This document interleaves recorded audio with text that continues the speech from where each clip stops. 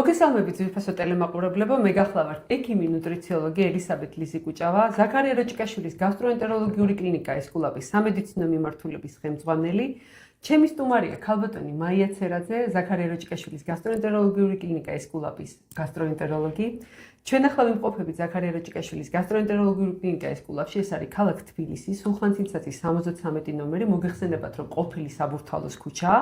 იმისათვის, რომ ჩვენთან ექიმებთან მოხდეთ კონსულტაციაზე, აუცილებელია ვიზიტისათვის წინასწარი ჩაწერა.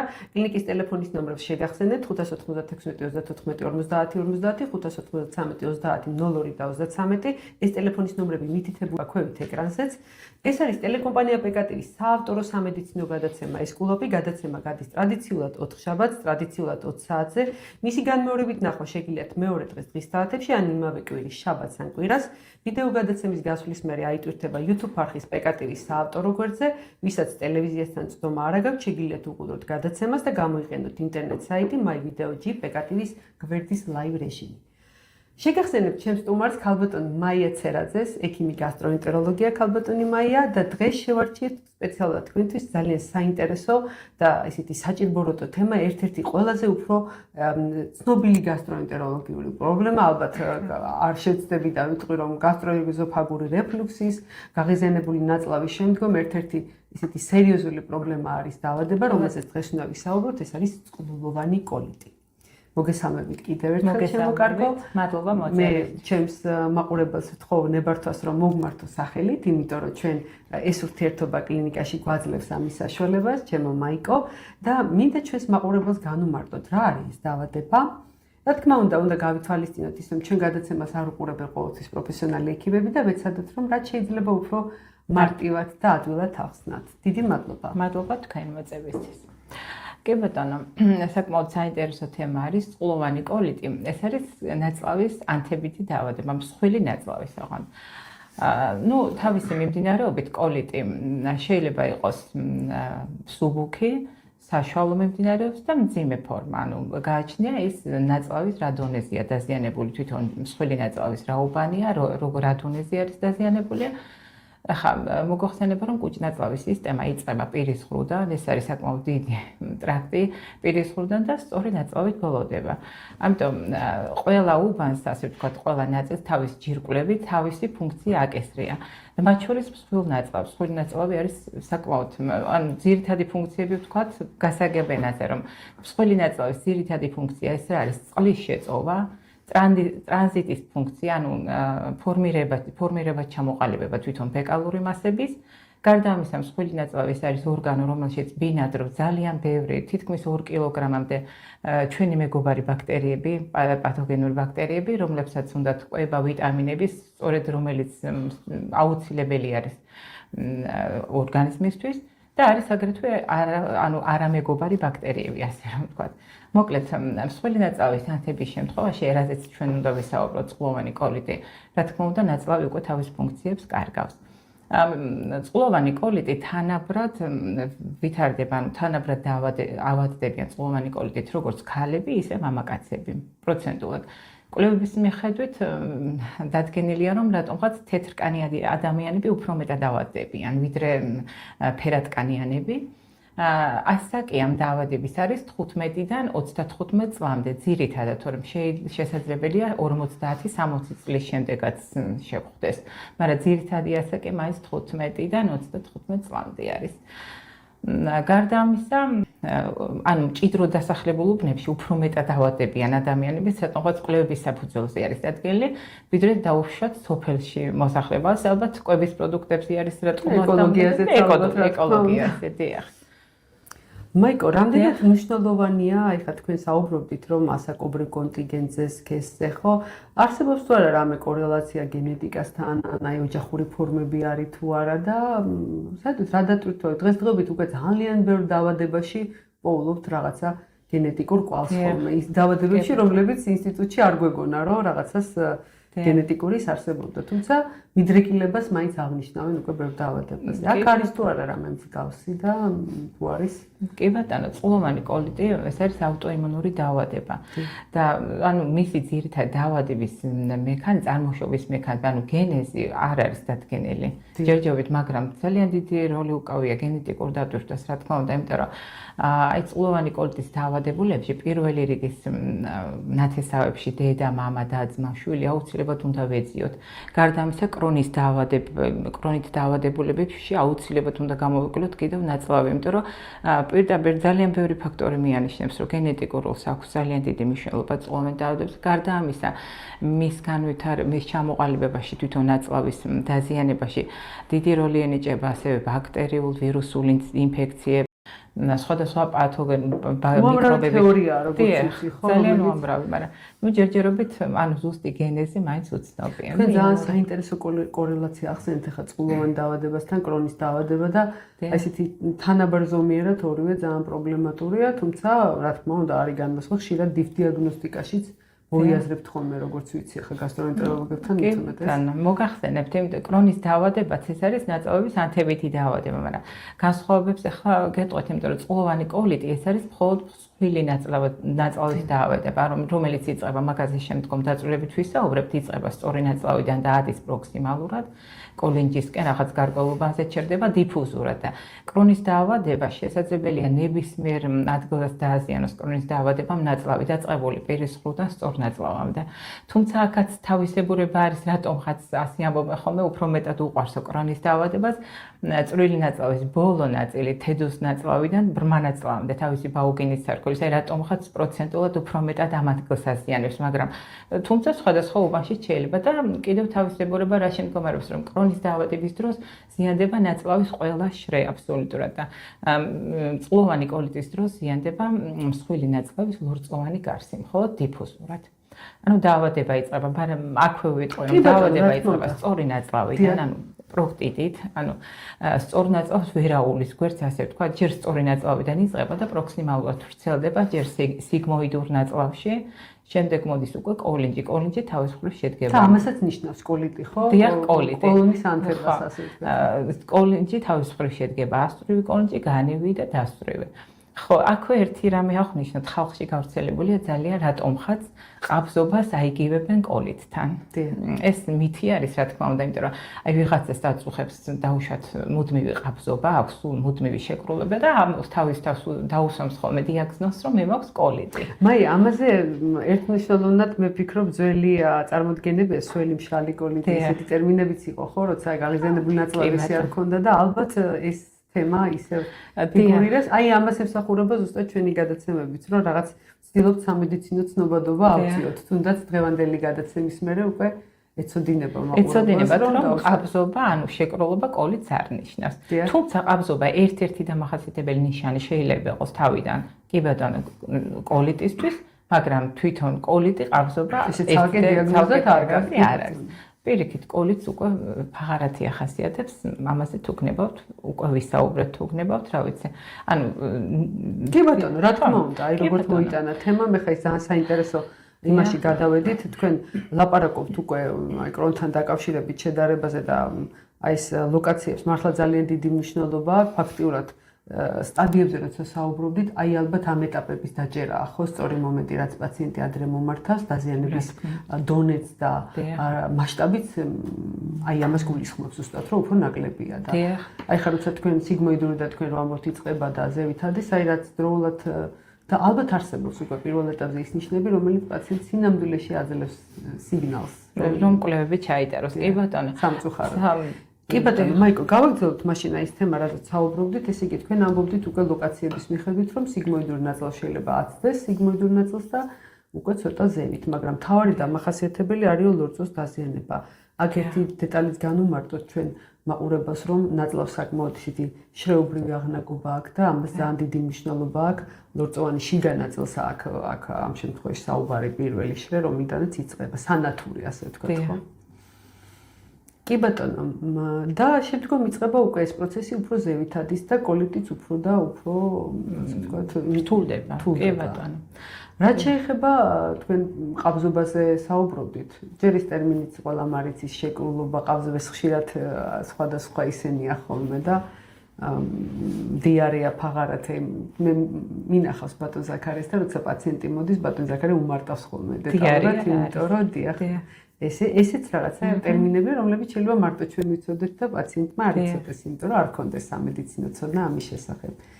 აი ჩვენ ახლა დაავადების ამოცნობაზე საუბრობდით და რამე დამახასიათებელი როგორც ჩვენ ვიტყვით ხოლმე სიმპტომატიკა თუ არსებობს ისეთი რომლითაც შეიძლება როგორც ყველა დაავადებას თავისი კლინიკური სიმპტომები რა შეიძლება ახასიათებდეს ისეთი ძალიან დამახასიათებელი რაც მას თავშად გამოარჩევს სხვა დაავადებებისგან ან ბატონო ანუ წყლოვანი კოლიტის დამახასიათებელი, ყველაზე დამახასიათებელი ნიშანი ეს არის ხშირი დეფეკაცია. ფაღარათი, ანუ გაძლიერებული სურვილი მოთხოვნილება დეფეკაციის, შეიძლება ითქვას იმპერატიული მოთხოვნილება დეფეკაციის, როდესაც დაავადებული ადამიანი დღეში შეიძლება 5-ჯერ, 6-ჯერ ქონდეს კუჭის მოქმედება. თავიდან შეიძლება სისხლი არ იყოს განავალში, მაგრამ იქნება აუცილებლად ლორწო, იქნება შეიძლება ჩირქის კვალიც იყოს, იმიტომ რომ დაზიანებულია ხო ნაწლავის შიდაში, ლორწოვანი შე, მაგრამ შემდგომ რაღაცა, ანუ დიფერენციაცია აუცილებლად უნდა მოვახდინოთ, ეს ხომ არ არის დაუშვათ გამოწვეული რაიმე ან კვებითი ტოქსიკოინფექცია, ან ხომ არ არის რაღაცა ბაქტერიული, ვირუსული ინფექცია, მაგრამ ბაქტერიული ინფექცია შეიძლება დაიწყოს და იმ კურნალობის ფონზე მალე განიკურნება ადამიანი, ხო? შესაძლებელია ბაქტერიულს საერთოდ არ დაჭირდეს კურნალობა და თვითონ ლიკვიდირება მოხდეს, ანუ არის ხომ ეს შემთხვევა, მაგრამ თუ კი ეს დიარეა გაგრძელდა თვენახევრის განმავლობაში და აუცილებლად გამოჩნდება განავალში უკვე სისხლი, ეს უკვე ძალიან საყურადღებოა და უკვე ეჭვი უნდა მიიტანოს ადამიანმა, რა თქმა უნდა მიმართოს გასტროენტეროლოგს, ჩაიტაროს რიგი კვლევები, რომ ძალიან მალევე იქნას, რა თქმა უნდა, და მცირეუბანი სანამ სუბუქი მიმდინარეობა აქვს, ან თუნდაც საშუალო და თორემ მძიმე ფორმის შემთხვევაში სამწუხაროდ უკვე იქ ნაწლავგარე ფორმები ჩაერთვება, ჩვენ ვისაუბრებთ ამაზე. გარდა ამისა შეიძლება მაღალი ცხელება ქონდეს ადამიანს თუ უკვე ეს არის მოიცვა მთელი კოლინჯი, ანუ მაგას პანკოლიტი ქვია, როდესაც ეს კიდე ახალი სიმპტომი წამოუყვა ცხელების სახით წამოვა. იქ თავს ინჩეს კიდევ ნაწლავგარე, ანუ ექსტრა ინტესტინალური ორგანოები ჩაერთვება. შესაძლებელია დაზიანდეს კანი, პირის ღრუ, შეიძლება დაზიანდეს ართრიტი განუვითარდეს ადამიანს,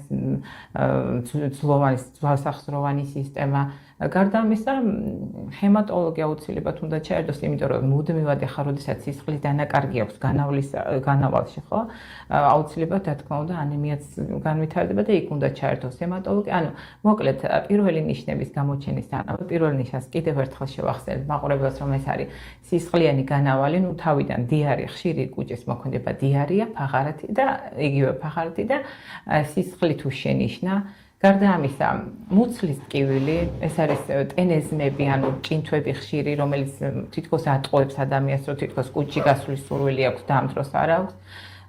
აი ეს ჰიპოგასტრიუმში ტკივილი, ხშირი ტკივილი, ეს უკვე საყურადღებო ნიშნები არის.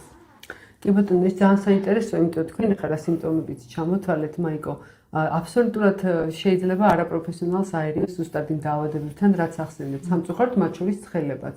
მაგრამ აქ ალბათ ამ ხანგრძლივობასაც დიდი მნიშვნელობა აქვს და რაც შეეხება გართულებებს, საკმაოდ ბევრი გართულება ახსენეთ, მათ შორის სახსროვანი ტკივილი, იგივე ჰემატოლოგიური პრობლემები, ანუ გამოდის რომ დაავადება ცდება გასტროინტესტინალურ ტრაქტს და უკვე შეიძლება ალბათ სხვა იქიმთანაც მოხდეს ჯერ პაციენტი და მე როგორც ხდება ხოლმე ხანდახან თვალიც დამავიწყოს, სხვათა შორის თვალზე უვეიტი სკლერიტი შეიძლება განვითარდეს, ესეც ძალიან სხვათა შორის ყავდა ჩვენ ესეთი პაციენტი, რომელსაც ცოტა მოგვიანებით დაუდასტურდა წყლოვანი კოლიტი, მაგრამ აღნიშნავდა რომ პირის ღრუში ჰქონდა ავთოზური წყლულები და რატომღაც ვერ იჯერებდა, აი რა კავშირში უნდა ყოფილიყო, მაგრამ ზუსტადაც მაგიტომ ვამბობთ, რომ ანუ სანამ დაავადება შორს წასული არ არის და თავიდანვე მოხდება დიაგნოზის დასმა, საბედნიეროდ, ანუ წყლოვანი კოლიტი ეს არის დაავადება, რომელიც ხასიათდება რეციდივებით, მაგრამ რემისიის პერიოდიც აქვს, იმიტომ რომ შეიძლება რემისიის პერიოდი გაგრძელდეს წლების განმავლობაში, 10 წელიც გაგრძელდეს, თუ კი პაციენტი, რა თქმა უნდა, დაუჯერებს ექიმს და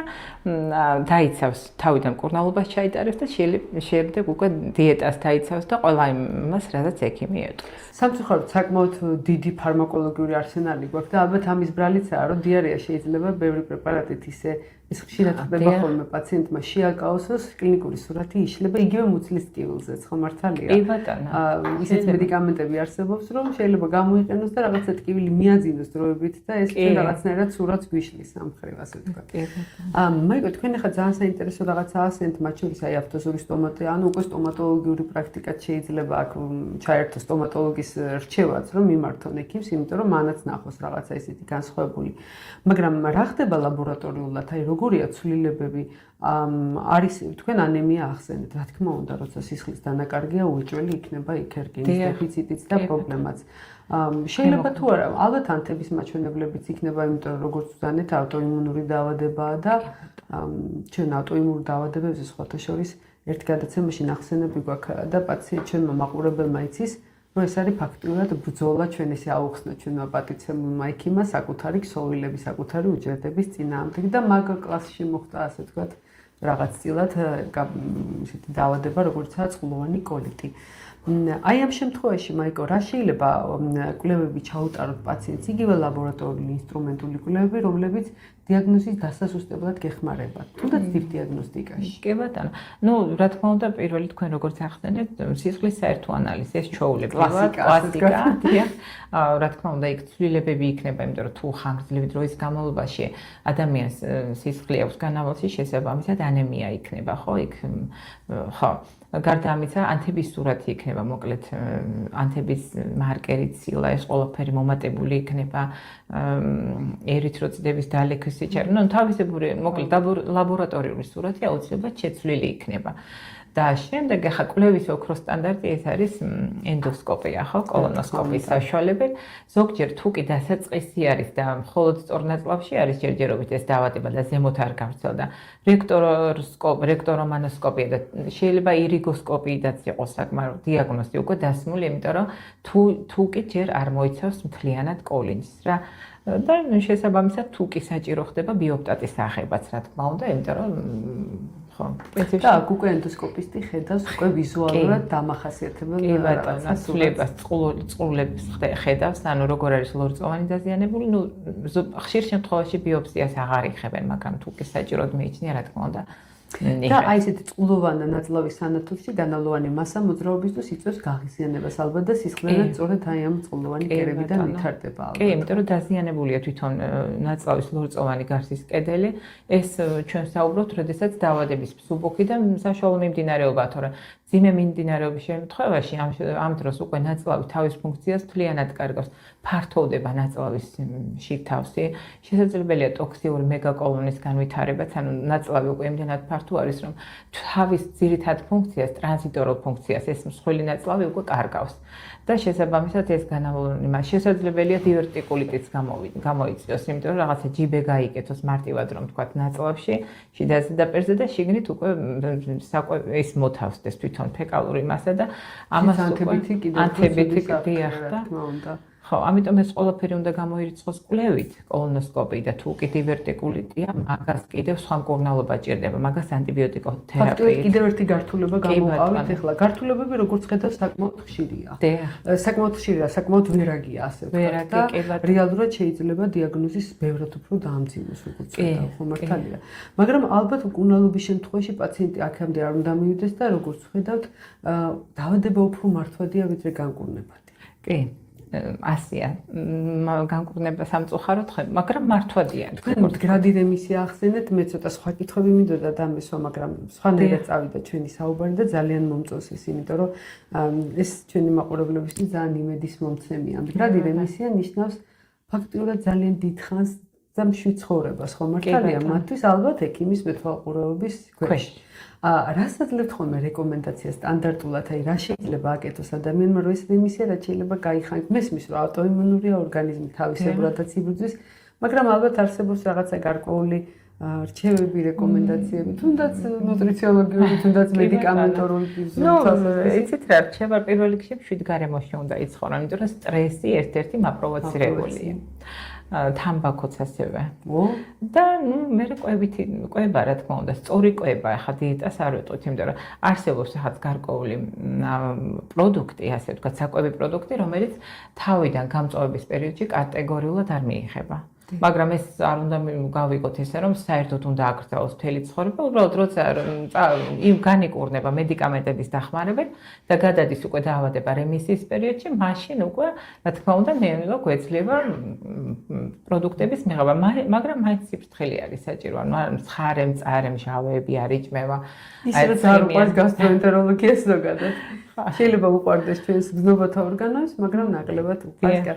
არის თუ არა თანხლები დაავადებები, რომლებიც ხშირად შეიძლება ახდეს, ან რომელთა არსებობისაც შეიძლება გამოვლინდეს კოლეგა ესეთი რამე ჯგუფი არის თუ არა გამოვლინდეს. ეს არის ჩვენი წინაგადაცემის ცელიაკია, მაგალითად, ყველაზე უფრო ხშირი ცელიაკია ეს წინაგადაცემაშიც ვისაუბრეთ ჩვენ და თითქმის ცელიაკი დაავადებული ადამიანი ვალდებულიც არის, რომ წყლოვანი კოლიტზე ყურადღება მიაქციოს მაინც და თუ კი გამოჩნდება თავიდანვე ის ნიშნები, რომელიც დამახასიათებელია ჩვენ ჩამოვთვალეთ უკვე, აუცილებლად რა თქმა უნდა გამოკვლევა ჩაიტაროს და ეს.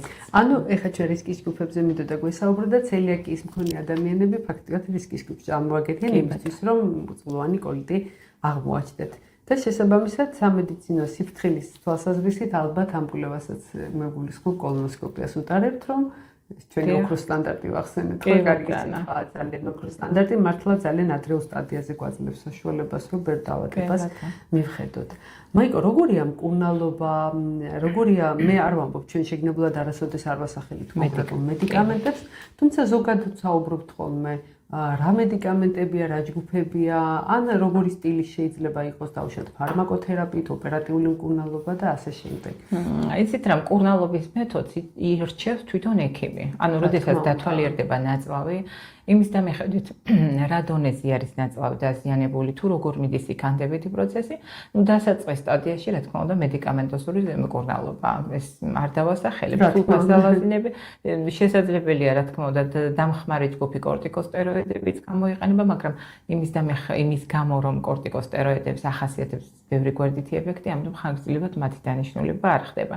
ნუ შემდეგ ჩვენ როგორც ვახსენეთ, აუცილებლად ჰემატოლოგით ჩაერთვება, იმიტომ რომ თავის გამოასწოროს ის ანემია, რომელიც აქვს ადამიანს და თუ კი ნაწლავგარე ორგანოებია კიდევ ჩართული, შესაბამისი პროფილის ექიმები თუნდაც რევმატოლოგმა შეიძლება თავისი ჩართოს, შეიძლება მინერალების დეფიციტი იყოს, ოფთალმოლოგმა, სტომატოლოგმა და ასე შემდეგ. კი ბატონო, მაიკო, არის თუ არა ალბათობა იმისა, რომ დახტეს პაციენტი ქირურგიული?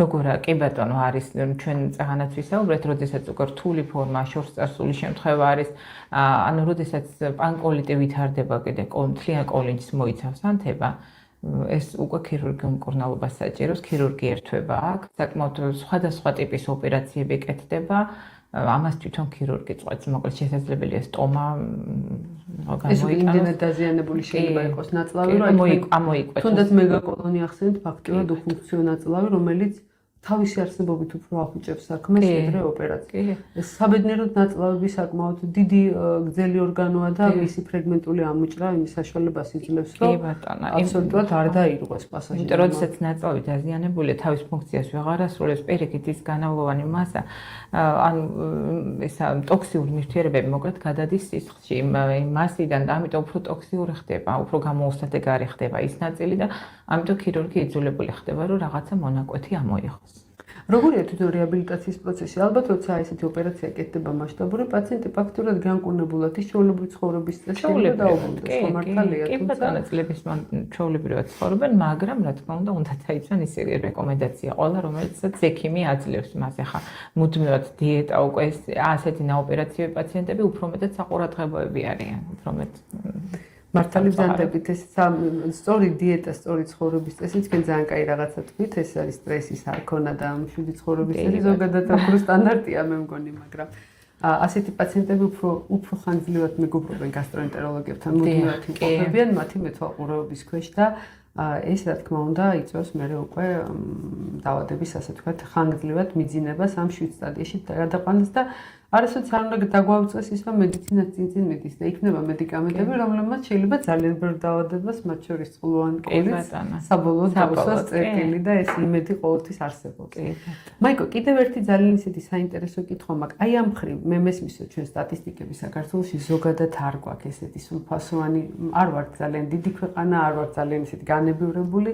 მე შეგნებულად გადაცემის წინ ვათვალიერებდი რაღაცაზე სამწუხაროდ ვერ ვიპოვე, თუმცა საქართველოს რეალობაში არსებობენ თუ არა ესეთი პაციენტები და თქვენი აზრით რამდენად შეიძლება ხშირი იყოს? მე არ ვამბობ კონკრეტულ რიცხვზე, არ ვსაუბრობ. ეს დაავადება არის თუ არა ენციკლოპედიური დაავადება თუ გვხდება პრაქტიკაში? ეს მინდა ვიკითხო. წყლოვანი კოლიტი საკეთო კი როგორ არა?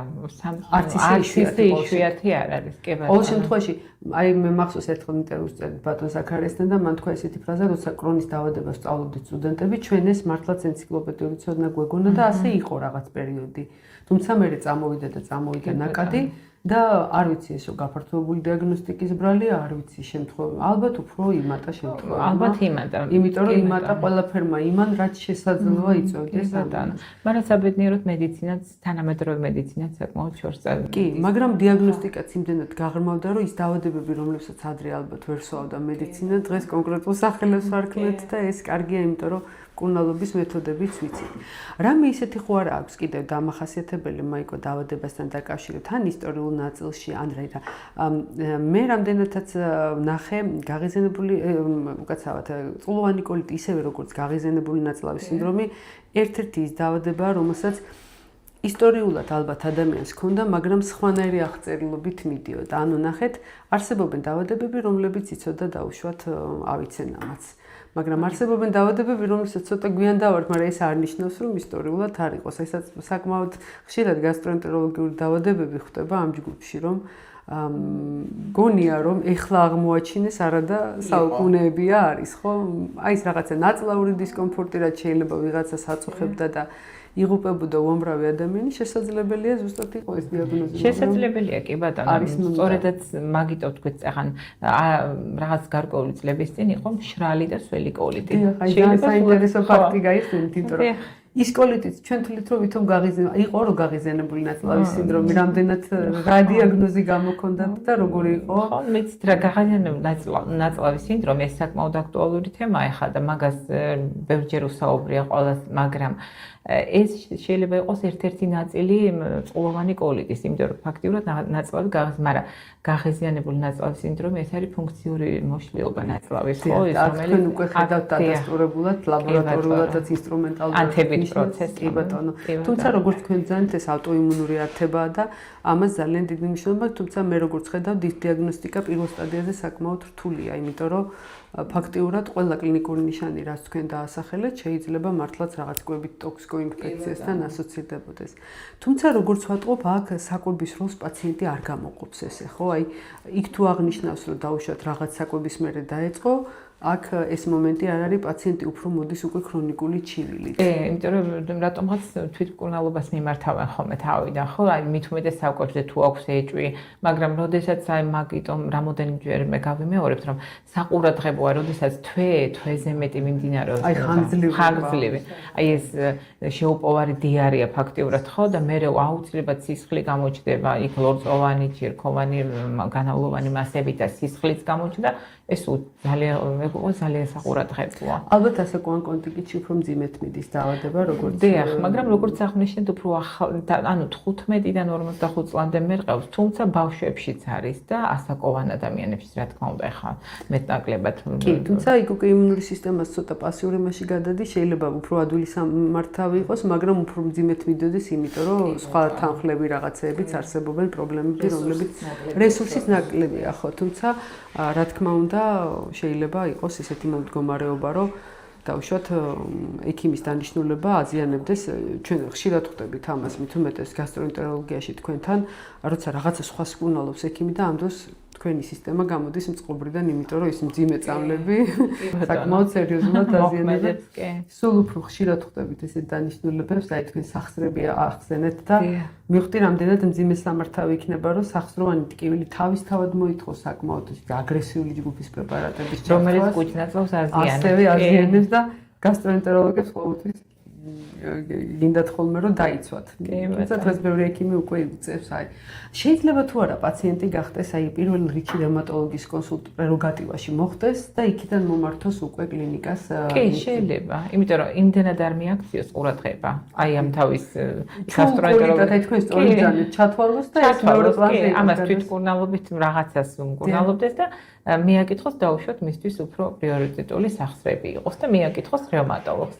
კი, ყოფილა ასეთი შემთხვევაც, როდესაც რევმატოლოგმა გადმოამისამართა შემდეგ გასტროენტეროლოგს. ამიტომაც არის ძალიან კარგი ისეთი ინტერდისციპლინარული კავშირი, ასე ვთქვათ, რომ ერთი რო ჩაიძიება და მეორე პრობლემა აღმოჩნდება.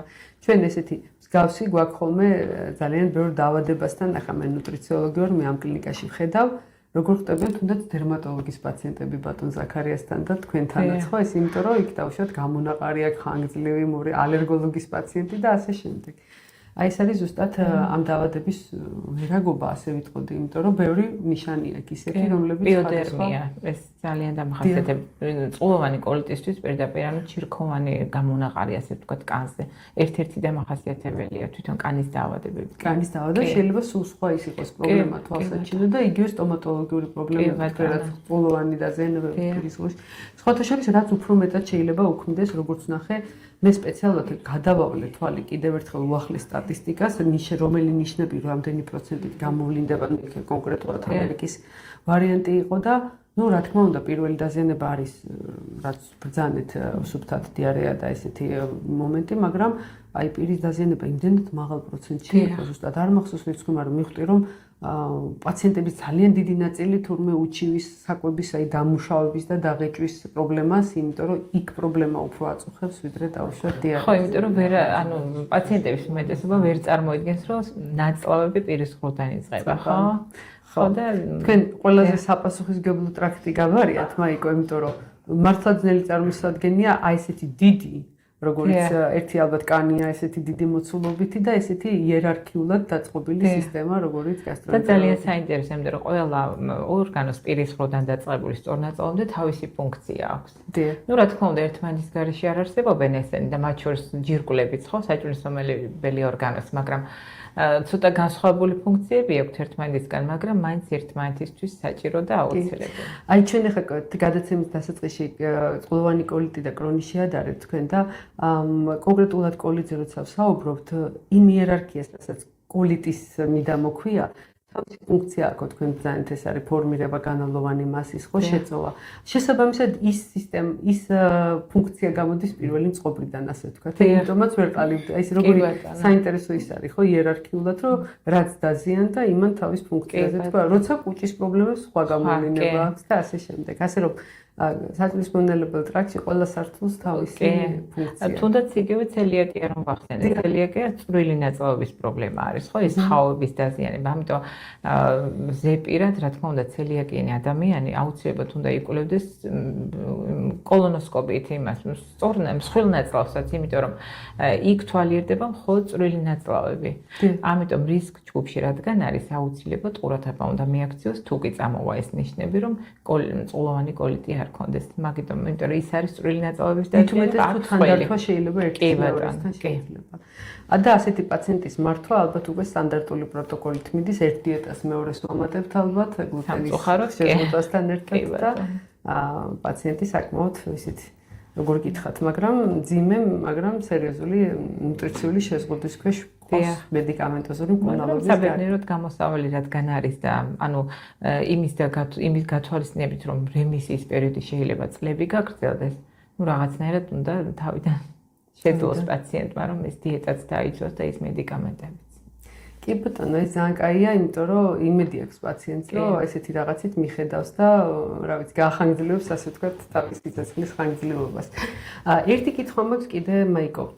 ჩვენ საუბრობდით ახლა აი რაღაც რასობრივ კუთვნილობას, ნაციონალურ კუთვნილობას. აი ამ შემთხვევაში, როდესაც ქართულ პოპულაციაზე საუბრობთ, ჩვენ ყოველთვის გვაქვს მე გადაწყვეტანაც ვახსენე პრობლემა სტატისტიკურ მონაცემებთან, აღრიცხვიანობასთან, ის კი არა, მე ვფიქრობ, რომ ჩვენ ისეთი მრავალფეროვანი ვართ, ბატონი ზაქარია სულ ამბობს, რომ რეგიონების მიხედვით ვართო გამოსაკლები. იმიტომ რომ მისი პრაქტიკული გამოციდან დასავლეთ საქართველოს, აღმოსავლეთ საქართველოს სხვადასხვა კვების კულტურა გვაქვს და რაღაცეები სხვა ტემპერამენტით სხვადასხვა რაღაც.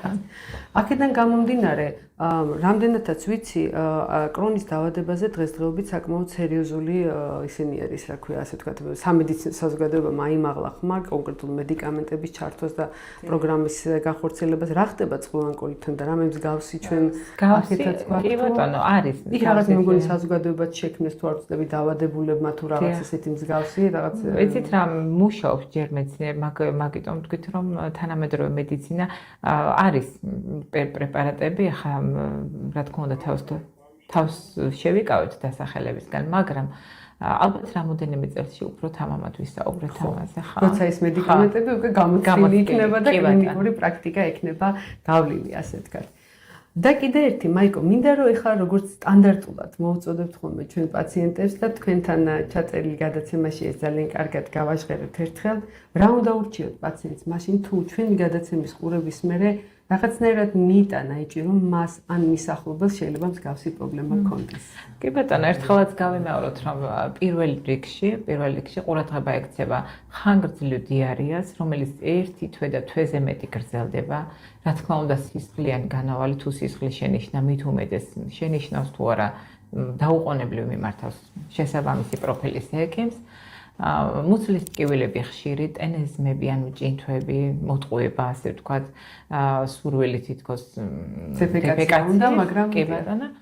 და ხო ეს ძირითადი ეს არის მუცლის ტკივილი და მე უკვე თანდართული თუ იქნება ძანეთ ანემიას ახსნები და რაღაცა მით უმეტეს იქ უკვე და დროული მიმართვენობა ალბათ პირველ რიგში, იმიტომ რომ როგორც თქვენ სტადიებზე გითხარით, ცხადია რომ იმართვის ასე ვთქვათ, სისწრაფეს აქვს მნიშვნელობა იმისთვის, ძალიან დიდი, იმიტომ რომ რა თქმა უნდა, სანამ სუბუქი ფორმა და თუნდაც საშუალო და მედიკამენტოზ მკურნალობას დაექვემდებარება და დიეტას რა თქმა უნდა, დაუყოვნებლივ უნდა მიმართოს, რომ ეს ყველაფერი მალე ალაგდეს და რემისიის პერიოდიც ხანგრძლივი იყოს.